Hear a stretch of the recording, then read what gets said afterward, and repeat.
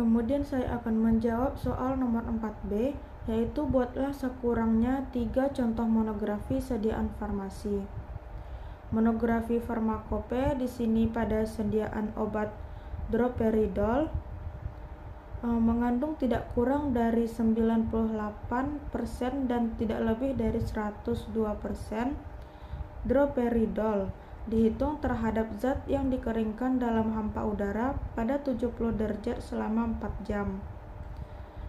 Monografi farmakope droperidol pada pemberian serbuk hablur atau Armorph putih sampai agak kecoklatan. Kelarutannya tidak larut dalam air, mudah larut dalam kloroform, sukar larut dalam etanol dan dalam eter. Susut pengeringannya tidak lebih dari 5%. Lakukan pengeringan dalam hampa udara pada suhu 70 derajat selama 4 jam. Baku pembanding droperidol. Lakukan pengeringan dalam hampa udara pada suhu 70 derajat selama 4 jam sebelum digunakan. Simpan dalam wadah tertutup rapat, terlindung cahaya. Lakukan pengeringan dalam hampa udara pada suhu 70 derajat selama 4 jam sebelum digunakan. Kemudian identifikasi droperidol. Serapan inframerah zat kering yang didispersikan dalam kalium bromida P menunjukkan maksimum hanya pada bilangan gelombang yang sama seperti pada droperidol.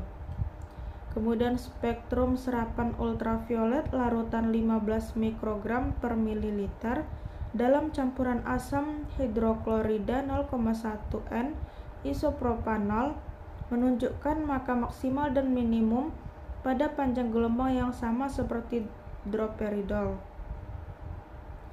Kemudian sisa pemijaran droperidol tidak lebih dari 0,2%, logam berat tidak lebih dari 20 bpj.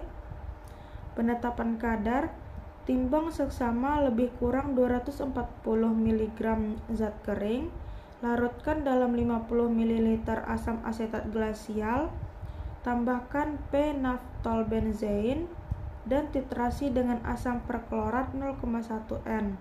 Lakukan penetapan blanko dan koreksi bila perlu. Wadah dan penyimpanan droperidol itu dalam wadah tertutup, tidak tembus cahaya, berisi nitrogen dan di tempat sejuk. Kemudian monografi farmakope pada obat menadion, yaitu menadion mengandung tidak kurang dari 98,5% dan tidak lebih dari 0,1% menadion. Dihitung terhadap zat kering. Serbuk menadion ini menyebabkan iritasi pada saluran pernapasan dan kulit, dan larutan dalam etanol dapat menyebabkan bengkak.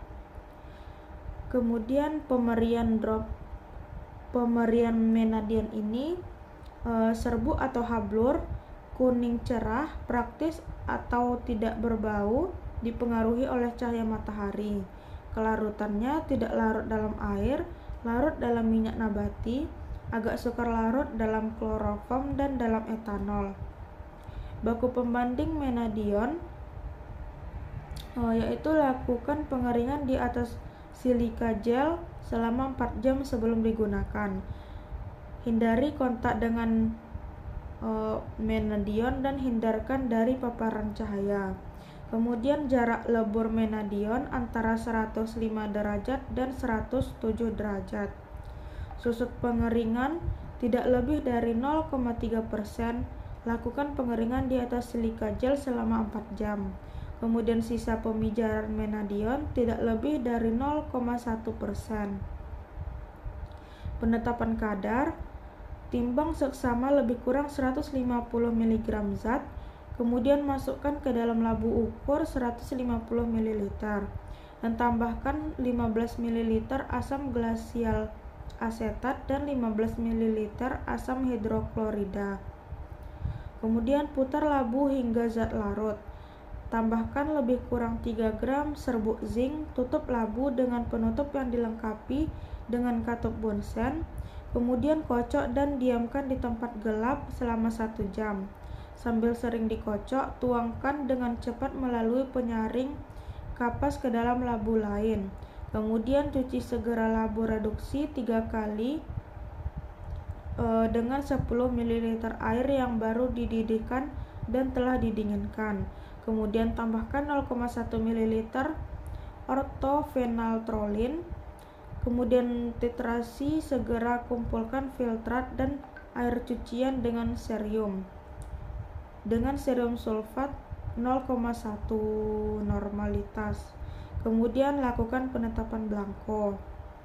Dan wadah penyimpanan pada Menadion ini dalam wadah tertutup baik, tidak tembus cahaya, simpan pada suhu 25 derajat, masih diperbolehkan pada suhu antara 15 derajat dan 30 derajat. Kemudian aspartam, fungsinya sebagai pemanis yang biasa digunakan dalam produk makanan dan dalam preparasi produk farmaseutik. Pemberian bahan aspartam ini seperti bubuk, putih, krem, kristal, hampir tidak berbau dengan rasa yang sangat manis. Kelarutannya sedikit larut dalam metanol, sedikit larut dalam air. Pada 28 derajat Celcius, kelarutannya 1% bobot per volume pada titik isoelektrik. Kelarutan meningkat pada suhu yang lebih tinggi dan pada pH yang lebih asam. pH aspartam ini yaitu 4,5 hingga 6. Kemudian stabilitas terhadap pH 2,2 sampai 5,2. Stabilitas terhadap suhu sangat stabil dalam keadaan kering pada suhu 105 derajat Celcius. Stabilitas terhadap cahaya yaitu tidak tahan terhadap panas. Stabilitas terhadap air, aspartam dalam larutan stabil pada suhu 30 hingga 80 derajat Celcius. Kerapatannya 294,3 gram per mol. Titik leleh atau titik leburnya 246 sampai 2478 derajat Celcius. Inkompatibilitas aspartam tidak sesuai dengan dibasic kalsium fosfat dan juga dengan pelicin magnesium stearat. Reaksi antara aspartam dan gula alkohol juga diketahui. Penyimpanannya, aspartam stabil dalam kondisi yang kering. Suhu panas yang berkepanjangan menyebabkan degradasi. Bahan bulk harus disimpan tertutup baik, kondisi kering dan sejuk.